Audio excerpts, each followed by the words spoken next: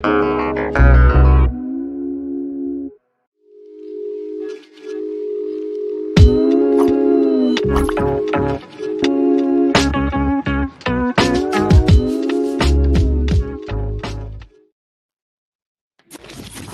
If you wanna go and take a ride with me, better hit me, baby, one more time.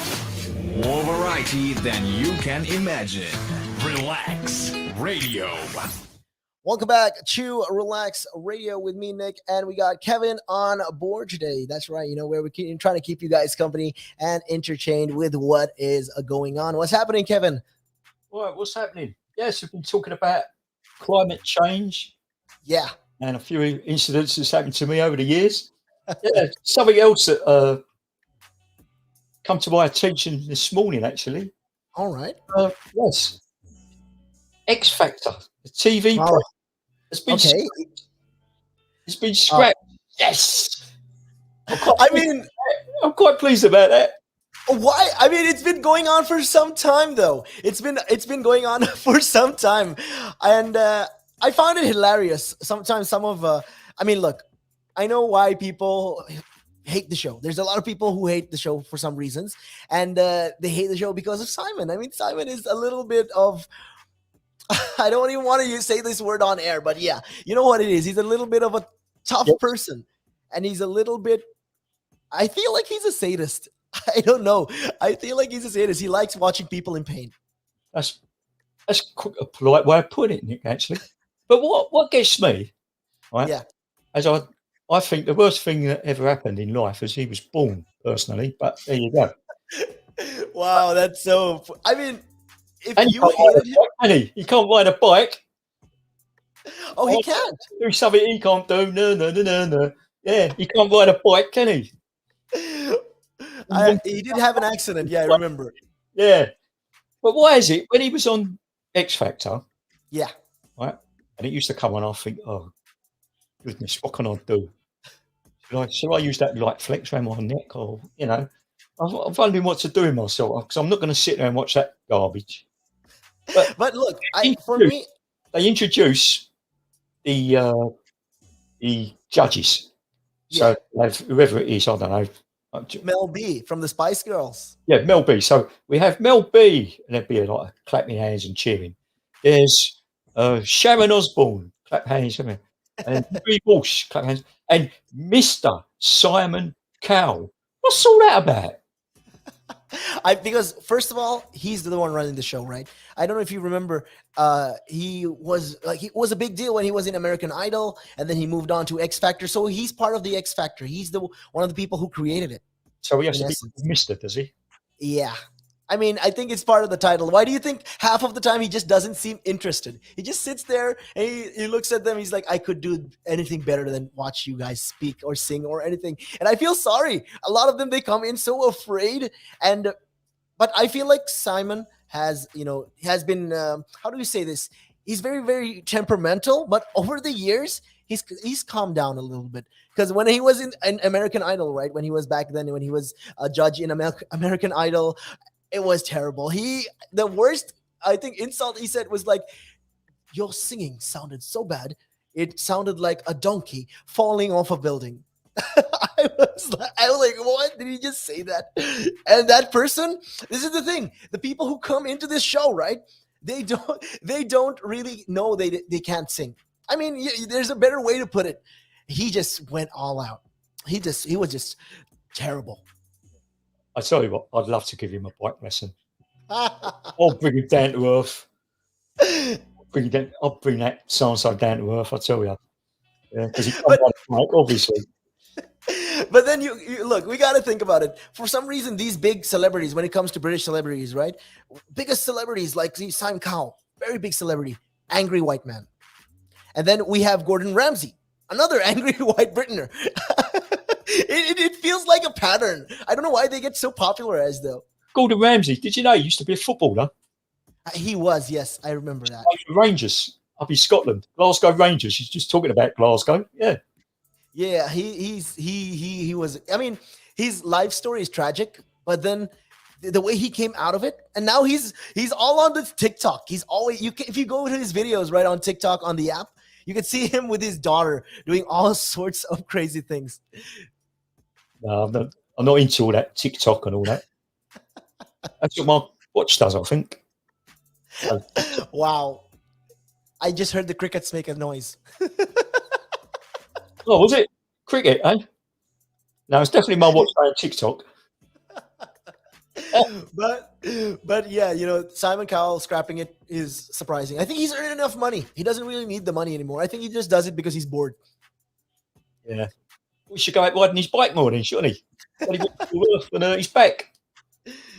I'm telling you, one of these days, I swear, if you see him on the road, you most probably will call him out on it. Like, hey, Mr. Simon Cowell, Oh, need yeah. a bike lesson? I'll call him Mister, of course. Of course. The titles, the honorifics, it's very important. By the time I've finished with him, he'd be calling me Mr. Kevin Foley. Sir Kevin Foley. That'll That do. is Sir Kevin Foley. But yes, X Factor aside, there is a lot of things going on right now, and yeah, we were talking about how less and less people are actually depending on the furlough scheme now, because the country is getting back to normal. So Yeah. that's good news right there.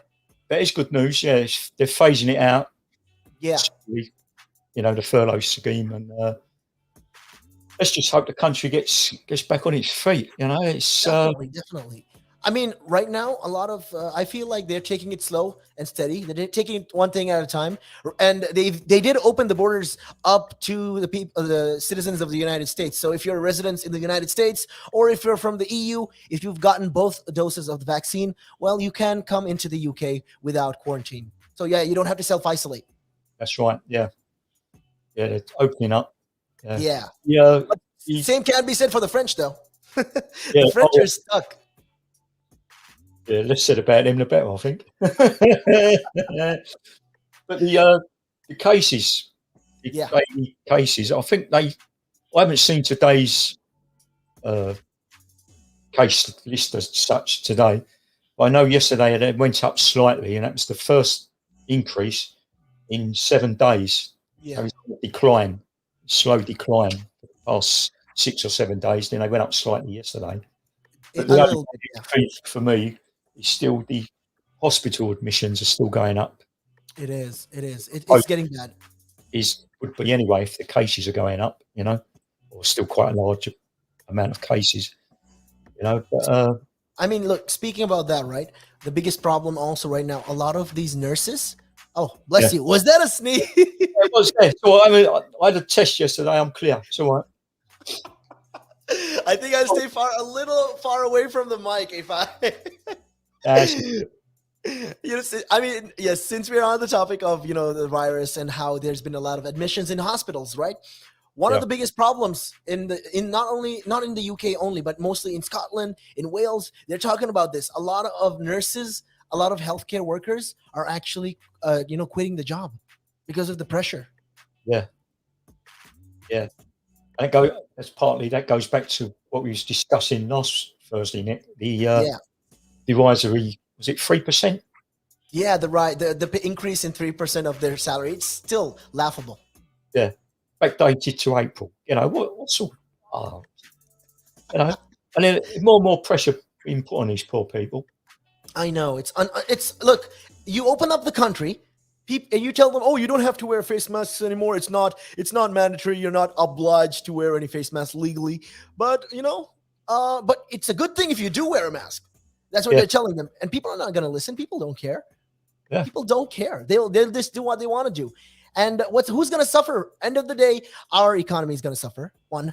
And then the next is our healthcare workers. They're going to be depressed. I mean, imagine you, all right, Kevin, in a doctor's suit. I know I don't want to, but imagine you in a doctor's suit and you are a doctor and you're doing your best, or you're a nurse and you are doing your utmost best, to make sure that you save this life, you save these people. And then you see people outside, out and about partying and not giving, a care in the world. How upset would you be? I'd be depressed. Yeah. Especially if you've done like a 12, 14-hour shift or something. Yes. Night shift. And then you come out and you go to the shop and you can't get anything because there's a group of people bought everything, not wearing masks. Yeah. hoarding everything. We was talking last week. I remember laughing and joking about toilet rolls and things, But as we said last week, you can only buy. You've only got a fridge freezer so big, or you can't. And these poor people, they've done a 14-hour shift, and then they can't get by the basics, and must be very disheartening for the people. It is. It should be. I mean, you put in a lot of work, and then you miss your holidays. You have your vacation months and all those annual holidays that you get. You miss out on holidays and all of these things, on family time, on anything. And you go and you do your job. You do it the best you can, to the point where you're on your feet. Sometimes 1 day, 2 days, no sleep. Sometimes even 3 days, no sleep, because that's how many people come into the hospital, right? And you're always on call. Imagine how hard your life must be. And then you see people outside, going for these big events, going clubbing, drinking all night, partying, dancing, not a care in the world. And all you get is a measly 3% increase in your salary. Basically 3%. You're running on gas, because you've got nothing left in the tank, have you? Facts. That is the facts right there. I mean, that's very problematic. I think that's the problem in the UK. They feel underappreciated. That's what I'd like to think. Very underappreciated. I mean, like I said, if we are, healthcare workers, or if we are nurses or doctors, and we don't get the care that we need from the government, and the government doesn't care about us, and they just give us this 3% increase and be like, okay, be happy with it. Forget 3%. They first initially wanted to give just 1%. Yeah. 1%. Imagine Kevin hearing that. Imagine just walking in your door and you see, I'm just going to get a 1%, like a pat on the back. Good job, Kevin. You did a very good work for you did a service to the country. Oh, thank you, sir. Yeah. Oh, yeah. 1%. Yeah. Thanks a lot, mate. Yeah. I won't let it change me. Yeah. You won't let it change you. Definitely not. 1%. Joke. 1%. Oh. But yes, this is the major things right now. There's a lot of these healthcare workers and staff members. They are really, really disheartened, and they're really upset about it. I would be upset about it. And I mean, I feel like they should focus more on these things as well. I mean, give them the pay that they ask for. What's so hard about it? You're doing all these other things, other projects and all of that. You're trying to make out so many projects. Why not just open up and give a little bit more to the people who are actually doing a real hard work? Yes, absolutely. I couldn't agree more. Absolutely right. And what we've got to bear in mind as well, we're talking now about the furlough payments, being wrapped down. The taxpayer will have to pay for it all in the end. So, we'll definitely get back on that. We're going to talk about how the taxpayers are going to be struggling with this.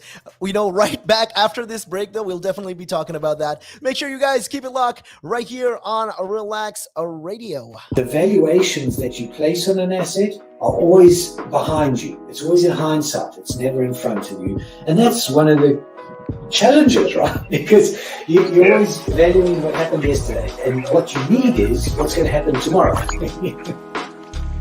What am I saving or investing for? Why am I doing it? When will I need the money? And how much money do I need? Yeah. So that's quite important, because when you're looking at your net worth, you've got to start with saying, well, what do I want my net worth to be? So that there's a goal, and then work backwards. How do I get there? And if I can start with £50 or $50 a week, if I save that every week, and you can go online and use calculators online. I don't have to teach you the maths behind it, but you can say, okay, and if I get a 3% return and I put this away for how long will it take to reach my goal? And that's called just this basic cash flow projection calculations. And it's what we use in financial planning all the time.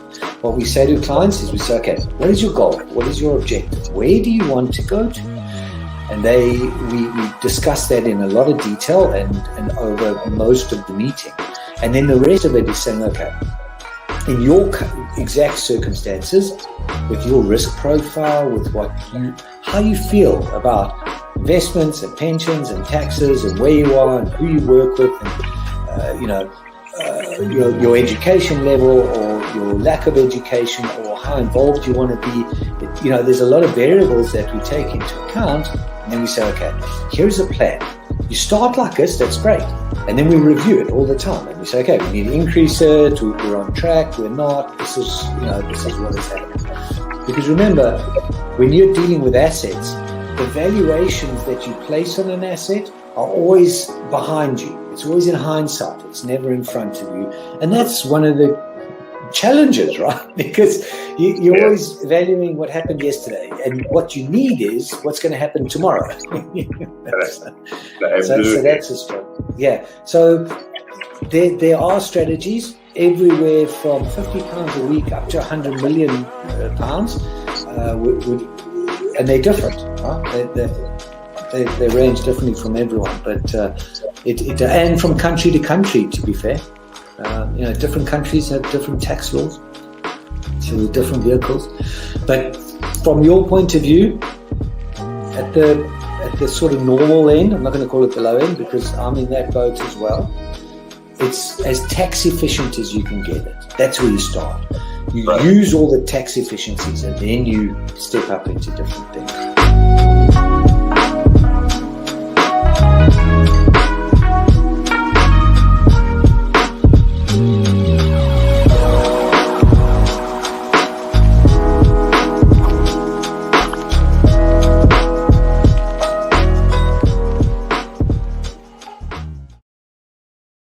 Hold up. If you wanna go and take a ride with me, better hit me, baby, one more time.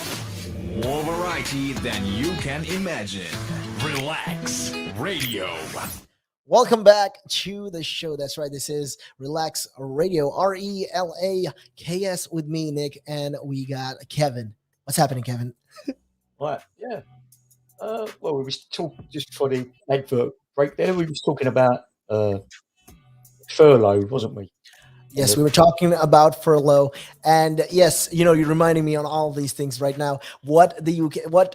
Actually, there has been talks about how taxpayers are going to be struggling with the COVID in the years to come. Yes, because we have, I remind you, 2.2 trillion pound debt.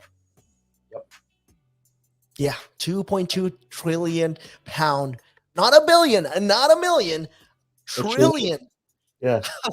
That is, wow, how far and the funny thing, Kevin, the funny thing is 3.1 billion items of these PPEs. And so these are protective, personal protective equipment, right? The PPEs, those masks, gloves, 3.2 of these products that we brought are unusable in hospital settings.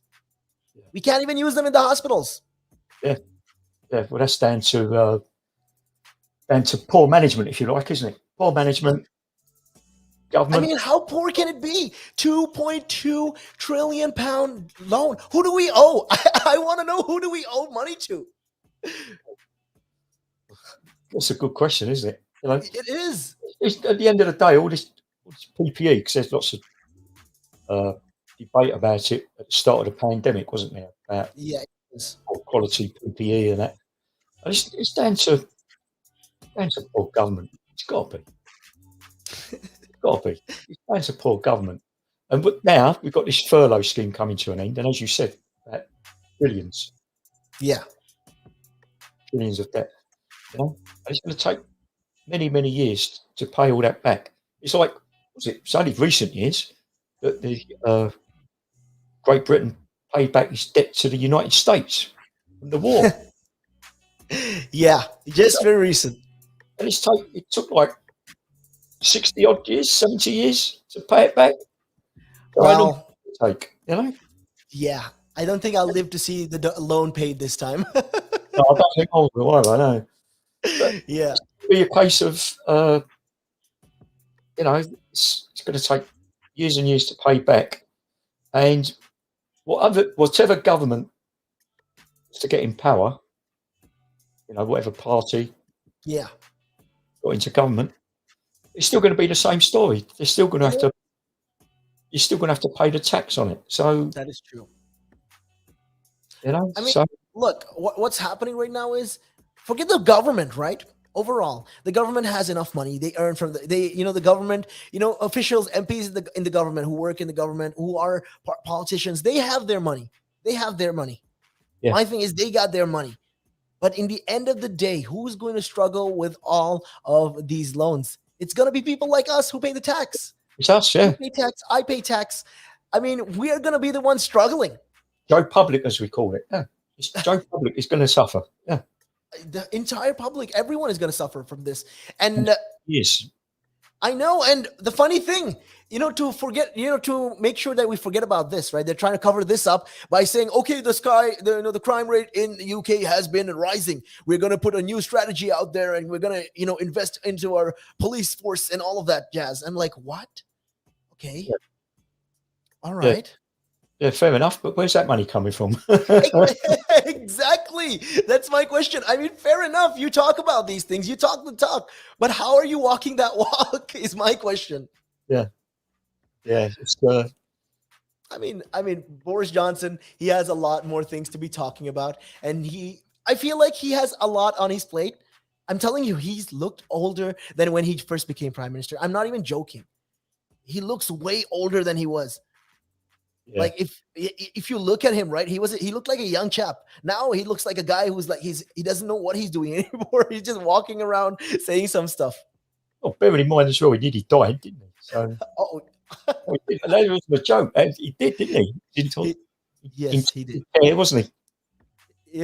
I mean, And he nearly turned his toes up, as we say. Yeah, didn't he? it's crazy. The situation is like I That's- said, it's laughable. The Old. way our government is handling it is a laughable. The way how we've been taking care of our people, especially right now. Like I said, 2.2. We have a 2.2 trillion.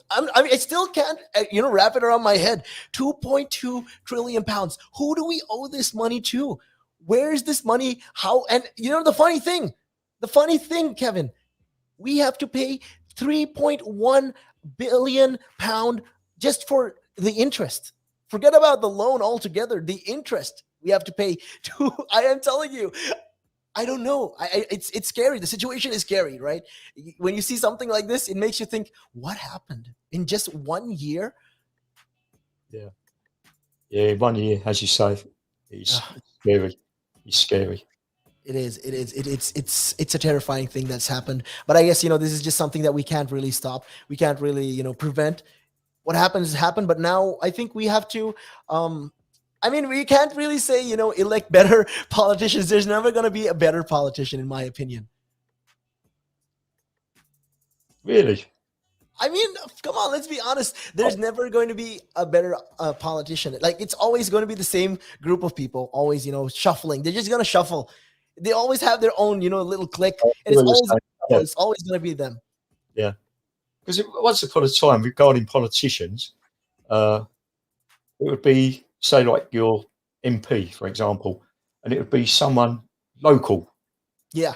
Really cared about the local people, their local community. But now it seems politicians, they go to university and they get a degree in politics or something, and then they go from the other end of the country and become the MP for the area, and they haven't got a clue what it is, That's the funny thing, right? Isn't that funny? Isn't that ironic? These guys come out from other end of the country and they come to this part like, okay, New Hampshire, I know everything about it. You don't. I mean, you're a foreigner technically in this land because you don't know anything about it. That's right, yeah. So I don't know how that works. How can you be the local MP who cares about the locals when If you you're don't not a know local. who you are? It's That is, yeah, that is definitely a question that I've been thinking about myself. I'm like, yeah, how can you be? How can you be a minister involved in that if you are not from that area? Yeah. How can you care about the people if you are not from that area? Yeah, it's just a nonsense. I know, like you look in like where I'm from, look in the local history, and politicians back in the day, and they was local people. They was born there. They was brought up there. They knew the poverty situation and the wealth borough, as we call it. They knew the wealth and things like that. you know, and then they would campaign, they would get elected, so on and so forth. But now, you know, my local MP in Barking, Yeah. I think she comes from, I think she comes from North London somewhere, and I'm in East London, you know, and I'm thinking, what does she know about Barking, you know? She might drive through, and when she pays a visit, they might have all the road sweepers out and they clean the roads and all that, you know? That doesn't work like that. Yeah, it doesn't. It's a farce. Yeah, it's a farce. Yeah. It's definitely a farce. I mean, the way it is going, it is a farce. Because look, you have ties. Like, let's say if you run as a minister of MP, you know, in Barking or wherever, all right. And if you're from that place, you were born and bred there. You know, you've been with your family there, generations. You've been there. You know the people. You know their neighbors and all the people who come in and who live there. I mean, you're gonna have a different attachment. Yeah. So you're obviously gonna be looking out for their welfare, their well-being, how good they are. But Yeah. when you're from another part of the world, I mean, another part of the country, obviously you wouldn't even give to, you know, you wouldn't even care. No, that's right. That's right. Yeah. Yeah, like short and sweet, you know, just to put it blunt, you wouldn't even give 2 cents about it. You're like, oh, Yeah. okay, they're from here. Why should I care? Yeah. It's like the old saying, isn't it? Take the money and run, isn't it? It's that sort of attitude, isn't it? You know? I feel that that adage has aged very well with like wine. You know, it's aged really well, and it applies to this context very well. Oh, it does, doesn't it? Yeah. It does. It does. But anyways, though, it is about that time. Yeah, we wrap things up. Today was Very yeah. quickly, very I quickly. know it's been a quicker time. Today Yeah. has been a real rush. You know, I was surprised myself the way the time has flown, Yeah. and yeah, it's just crazy stuff. Anyway, just a quick mention, because when I All right. finish this super duper show with you, sir, All uh, right. I'm supposed to be giving a bike lesson to two Okay. people in the studio. Oh, Yes. who is it? It's Hafsa, yeah, All right. yeah, and Oshana. Oh, you got Oh. Roshana on board with this. They asked All me right, that's crazy. to ride a bike. I said, not a problem. Only already, Oshana has chickened out, I think. She's saying she's got toothache. What does that that's got to do with riding a bike, Nick? I haven't got a clue, but apparently she's got a bad tooth. So A bad So you ride with your teeth. Okay. that's incredible. It is incredible. I would like to see that. So what I'm going to do, so it looks like All just in Hafsa. So I'll try and take some pictures. Oh, definitely. You Hopefully can bring it again next week. with a stable on the bike, not on the deck. And well, perhaps we'll be able to put them online, or something.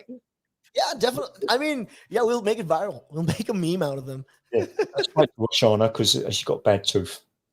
Diddums. Diddums. The diddums. Diddums to Oshana, yeah. But anyways, it is about that time of the day that we wrap things up right here. But we'll catch you again next week. You know, same time, same place, only here on Relax Radio. My name is Nick, And my name's Kevin. and we're out of here.